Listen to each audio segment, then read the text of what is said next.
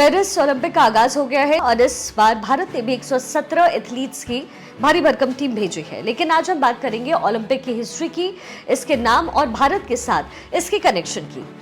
देखिए, ओलंपिक का जो मौजूदा रूप हम लोग देखते हैं इस समय, वो टेक्निकली 1896 यानी 1896 में शुरू हुआ, लेकिन एक्चुअली ये खेल जो है करीब 3000 साल पुराना है। हिस्ट्री कहती है कि ओलंपिक की शुरुआत आज से तकरीबन 3000 साल पहले एंशिएंट रोम यानी कि मौजूदा ग्रीस में हुई थी। और प्राचीन ओलंपिक खेलों का जो पहला रिटन रिकॉर्ड है वो 776 ईसा पूर्व का है, जब वहां पर पहली बार एक पैदल दौड़ का आयोजन हुआ और 192 मीटर की इस रेस को जीता था कोरबस नाम की एक रसोइये ने।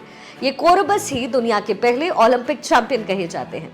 तब इस पैदल दौड़ को ग्रीक लहजे में या फिर ग्रीक लैंग्वेज में एस्टेड कहा जाता था, जिससे आज स्टेडियम शब्द बना है। दरअसल ओलंपिक खेलों का जो तार है वो ग्रीक माइथोलॉजी से जुड़ा है, जिसके मुताबिक ग्रीक देवता ज्यूस के बेटे हर्क्युलिस ने इसकी शुरुआत की और ये खेल उन्होंने अपने पिता ज्यूस के सम्मान में हर 4 साल में एक बार आयोजित करने की परंपरा रखी।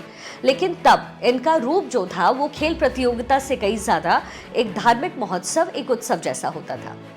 लेकिन अब बात करते हैं कि इनका नाम ओलंपिक कैसे पड़ा इस खेल का।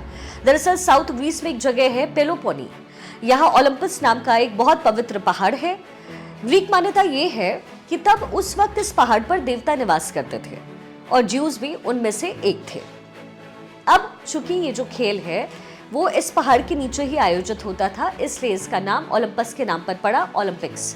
हालांकि दूसरी शताब्दी में लगभग इसको लेकर के जो मान्यताएं हैं वो और आगे बढ़ी। दूसरी शताब्दी ईसा पूर्व के बीच में रोमन ने ग्रीस पर अटैक किया और उस पर कब्जा कर लिया, जिसके बाद इन खेल की क्वालिटी और लोकप्रियता पर बहुत ज़्यादा नेगेटिव असर पड़ा।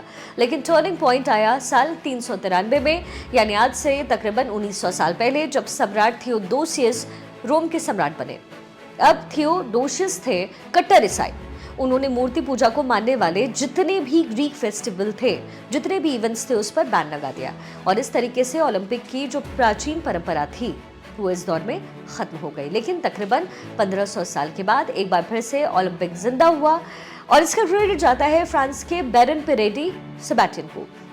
उनकी वजह से ही 1896 में एथेंस में एक बार फिर से ये खेल शुरू हुआ, उसी जगह पर जहां कभी पहले हुआ करता था, और इसे ही मॉडर्न ओलंपिक का जन्म कहा जाता है। सुविधाओं और पैसों की कमी, 2 बड़े बड़े वर्ल्ड वॉर्स के बावजूद धीरे धीरे ओलंपिक अपनी पहचान बनाता गया।